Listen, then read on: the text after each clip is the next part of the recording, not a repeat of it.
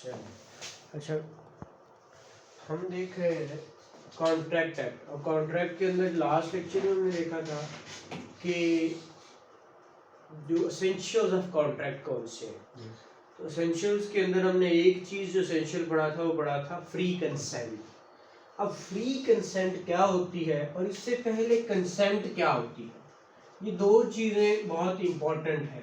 ठीक है, अब देखिए कंसेंट और फ्री कंसेंट में जमीन आसमान का फर्क है। ठीक है, जैसे कि मैंने कहा था ऑफर और pre offer, invitation to treat, जो इनविटेशन टू ऑफर है इसमें बड़ा फर्क है। इसी तरह कंसेंट और फ्री कंसेंट में बड़ा फर्क है। कंसेंट क्या है?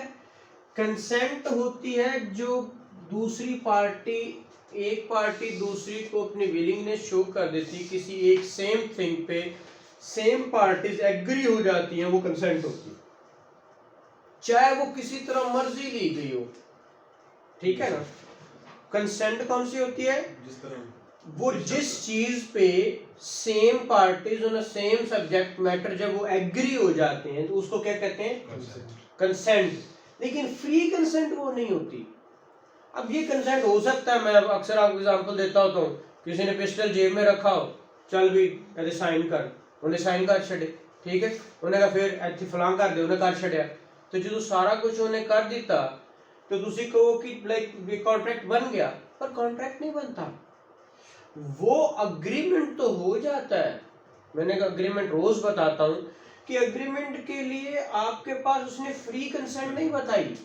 अग्रीमेंट तक फ्री की जरूरत नहीं है, उस वो जिस तरह मर्जी अग्रीमेंट हो जाता है। लेकिन जब ये बातें आती हैं वाइड अग्रीमेंट में, तो वाइड एब इनिशियो में हमेशा कहता हूँ वो गलत, सिरे से गलत है। तो जब है ही गलत तो फिर वो अग्रीमेंट नहीं है। अब यहाँ पे वो वॉइड हो जाता है। अब अग्रीमेंट के अंदर कॉन्ट्रैक्ट कौन सा बनता है? जो कि फ्री कंसेंट से हो, और इन्फोर्सेबल बाय लॉ वही होगा ना जो फ्री कंसेंट से होगा। ठीक है, तो फ्री कंसेंट के इंग्रेडिएंट्स कौन से हैं? अच्छा, ये कंसेंट 13 में, सेक्शन 13 में डिफाइन की गई है। सेक्शन 14 क्या कहता है? सेक्शन 14 क्या कहता है? Free consent. Free consent, free consent क्या होती है? निकाले अपने सब्जेक्ट, आपके अपने वो जो है सेक्शन निकाले और मुझे बताएं कि फ्री सेक्शन 14 निकाले। ठीक है, हाँ जी, शाबाश। ठीक है, अब इसके अंदर कुछ 5 चीजें बता रहा है। कौन कौन सी 5 चीजें बता रहा है? ठीक है, नंबर 1 कोर्शन। नंबर 1 क्या है? कोर्शन। ठीक है, कोर्शन क्या होता है? अब ये देखिए, मैं हमेशा फार्मूला बताता हूँ, 13 में कंसेंट, 14 में फ्री, कोर्शन 15 में है। कहाँ डिफाइन होगी? 15 में। अब कोर्शन होती क्या है पहले तो ये बताए ना।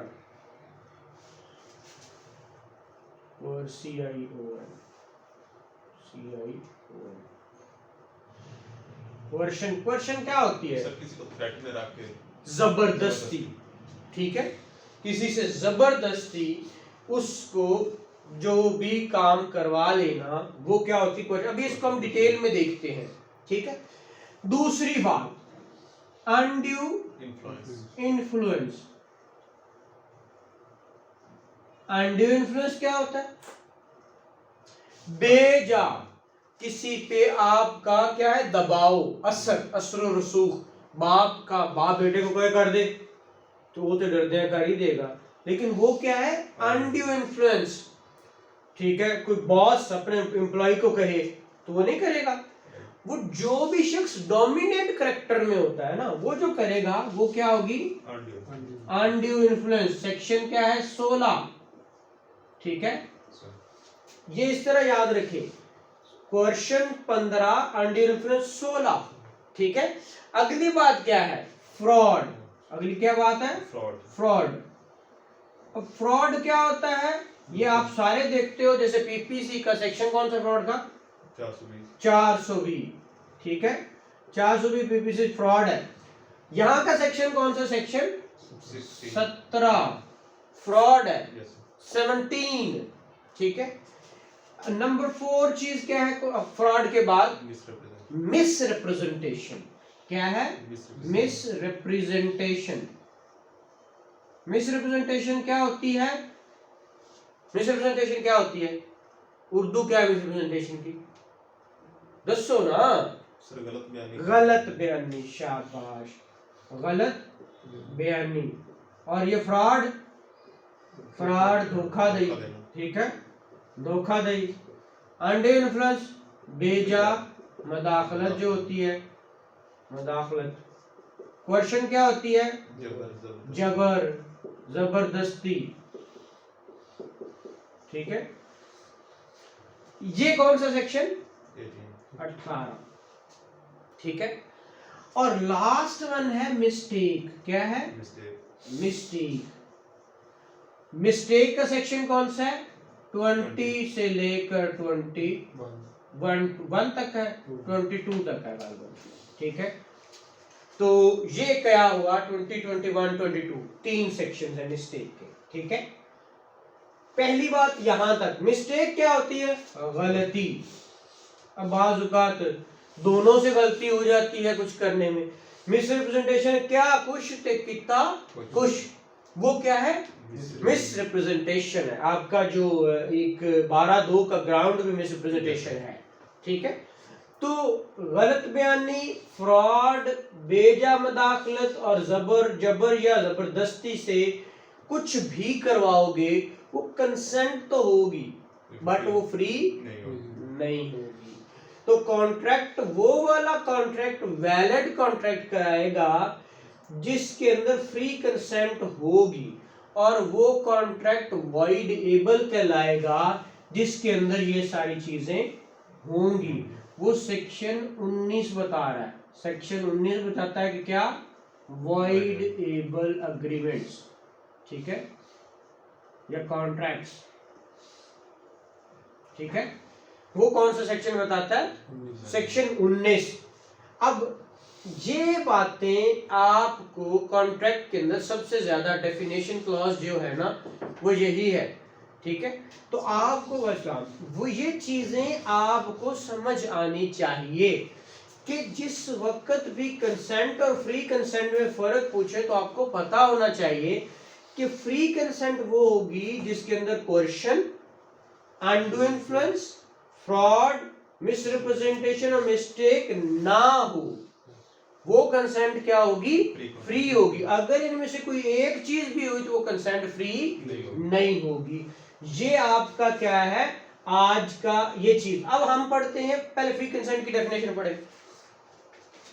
मैं पढ़ देता हूं। Contract is said to be free when it is not caused by, मतलब कि ये इसके अंदर क्या चीजें ना हो। Number 1 coercion, number 2 undue influence, number 3 fraud, number 4 misrepresentation, number 5 mistake, subject to prove, वो जो आपने देख लिया।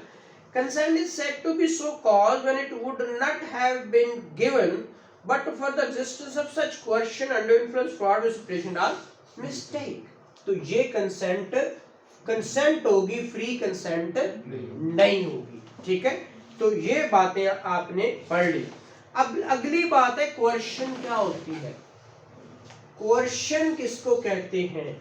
कोercion कहते हैं जो कमिट करता है क्या? Threatening to commit. मैंने कहा क्या होती है? जबरदस्ती, धमकाना, ठीक है। पहली बात क्या कर रहा है क्वेश्चन में? थ्रेट, ठीक है, थ्रेटनिंग। दूसरी बात क्या करता है आगे? Threatening to commit any act forbidden by law in Pakistan. वो काम, वो कह रहा था कार्य जो पाकिस्तान में मने हैं।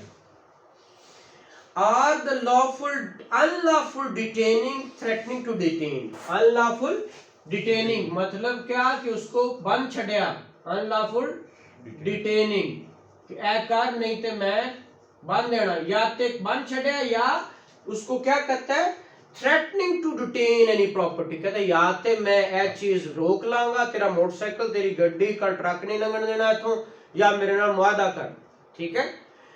या उसको धमकी देता है डिटेन करने की, या डिटेन कर लेता है वो चीज, ठीक है। टू द प्रेजुडिस, किसके लिए? उसको तासुब में रखने के लिए। of any person whatever with the intention of causing any person to enter into an agreement. किस लिए कर रहा है वो कि मेरे साथ मुआयदा कर, मेरे साथ क्या कर, अग्रीमेंट कर, ठीक है। और एक्सप्लेनेशन है it is immaterial whether the Pakistan penal code is or is not in force in the place where the coercion is employed.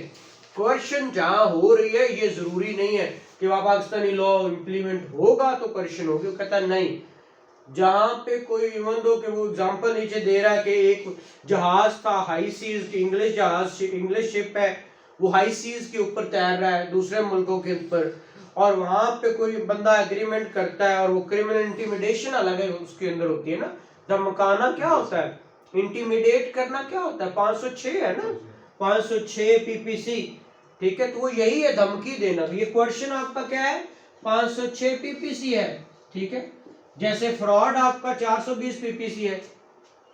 तो ये उसने कहा कि क्वेश्चन क्या होती है, जबरदस्ती, क्वेश्चन के अंदर उर्दू क्या है, जबरदस्ती, उससे कहना कि ये कर। तो ये नीचे है आपकी वो रजिस्ट्रेशन, ये आपने जरूर पढ़नी है। अगली बात section 16 undue influence. Undue influence, influence तो होता है एक होता है अनड्यू इन्फ्लुएंस। इन्फ्लुएंस होता है किसी पे असर और रसूख, कहता है इसका बहुत इन्फ्लुएंस है, वो असर और रसूख है।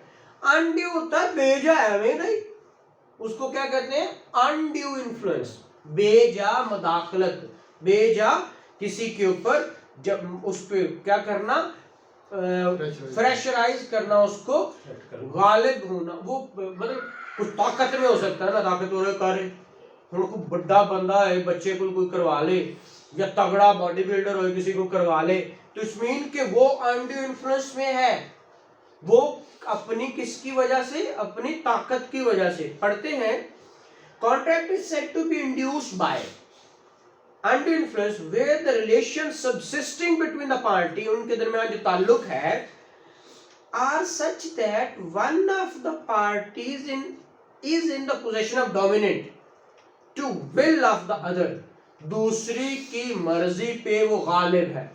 डोमिनेंट पोजीशन क्या होता है, ऊपर गालिब है, मतलब जो पोजीशन रखता है उसके ऊपर वो ताकतवर, किस तरह, and uses that position to obtain an unfair advantage over the other, वो जो पोजीशन है उसकी, ताकत की या किसी चीज की भी, उससे क्या ले लेता है, अनड्यू इन्फ्लुएंस के जरिए अनफेयर एडवांटेज ले लेता है, जो एडवांटेज उसको नहीं मिलना चाहिए वो एडवांटेज उससे ले लेता है। तो इसको क्या कह रहा है वो, ये अनड्यू इन्फ्लुएंस है। इन पर्टिकुलर, खास तौर पर, एंड विदाउट प्रेजुडिस, बिना तासुब में रखे, to the generality of the foregoing principle, पिछले सेक्शन को जनरली देखते हुए, a person is deemed to be in position of dominate the will of another, वो बंदे की डोमिनेंट पोजीशन दूसरे बंदे पे क्या होगी, वो नीचे बता रहे हैं और बी में, where he holds a real or apparent authority, उसके पास ऐसी कोई सामने जो नजर आती है ऐसी अथॉरिटी है, ओवर द अदर, किसी को दूसरे के ऊपर, और where he stands in a fiduciary relation to the other,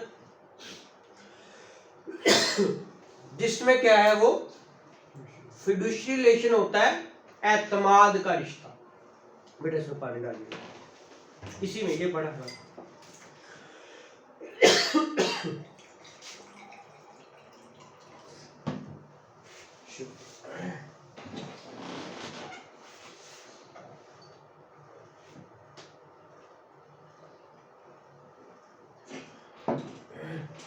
अच्छा, तो वो यहाँ पे कह रहा है कि अगर कोई एतमाद के रिश्ते के अंदर भी वो इस तरह का कोई काम करता है तो वो भी क्या होगा, फिडुशियरी रिलेशन के अंदर भी वो क्या होगी, अनड्यू इन्फ्लुएंस होगी। और where he makes a contract with a person whose mental capacity is temporarily or permanently affected by reason of age, illness or mental or bodily stress। अब एक बंदा है ही बुढ़ा या बच्चा, छोटा बच्चा है, तो उससे आप जो करवाते रहो कर लेगा, तो वो डोमिनेंट फैक्टर में है ना। एक बाबा है बुढ़ा बाबा, वो बेचारा भी कुछ नहीं कर सकता, देखो जो भी करा लो।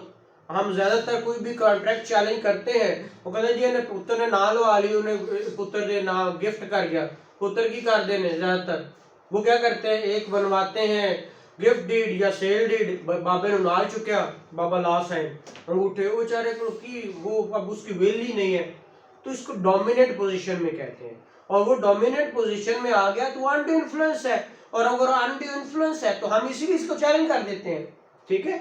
वो अनडू इन्फ्लुएंस है जनाब, उसके जरिए तो वो कैसे अपनी बेटियों को, अपनी बीवी को महरूम कर सकता था, क्योंकि वो समझदार आदमी था, वो तो ऐसा नहीं कर सकता, लेकिन इसने करवा दिया। ये चीज अनडू इन्फ्लुएंस एज की वजह से या इलनेस बीमारी है, ठीक है, या वो मेंटली बहुत डिस्टर्ब है ना, या फिजिकली या मेंटली बॉडीली डिस्ट्रेस है उसको, तो ये चीजें ही किस में आएंगी, डोमिनेंट विल में आएंगी, कि ये डोमिनेंट पोजीशन में है। और नंबर 3 क्या कहता है, where a person who is in a position to dominate the will of another enter into contract with him and the transaction appears on the face of it or on the evidence adduced, या तो सामने अन्य बंदे में भी नजर आ रही है, appearance on the face of, appears on the face of it or on the evidence adduced, या उसने शहादत जब पेश की, to be unconscionable, कि ये दिमाग मानता ही नहीं भैया ऐसा हो सकता है, the burden of proving that such contract was not induced by undue influence, और जिसका बारे सबूत, बर्डन ऑफ प्रूफ क्या होता है, बारे सबूत, इसका साबित किसने करना है, by undue influence shall lie upon the person in a position of dominate the will of other, उस पे है जो डोमिनेट पोजीशन में है, वो तू साबित कर कि ये तू किवें कराया है, वो नहीं जरा इल्जाम ला रहा है। जनरली यही होता है, आप 117 आर्टिकल उसका पढ़ेंगे क्यूएसओ का, उसके अंदर बर्डन ऑफ प्रूफ है ना, 117 से 129 सारे बर्डन ऑफ प्रूफ डील करता है। अब यही इसके अंदर कह रहा है, and in this subsection shall affect the provision of nothing in this section, ये 111 एविडेंस एक्ट जो मैंने अभी 117 बताया, वो उसको ये इफेक्ट नहीं करता, ये सेक्शन, ये इधर है, वहां की बात वहां है। तो ये आपने यहाँ पे इलस्ट्रेशंस भी पढ़नी है। आज के लिए सिर्फ आप ये 2 चीजें देखें, क्वेश्चन ऑन डी इन्फ्लुएंस, कल इंशाल्लाह इसको कंप्लीट करेंगे। Thank you very much.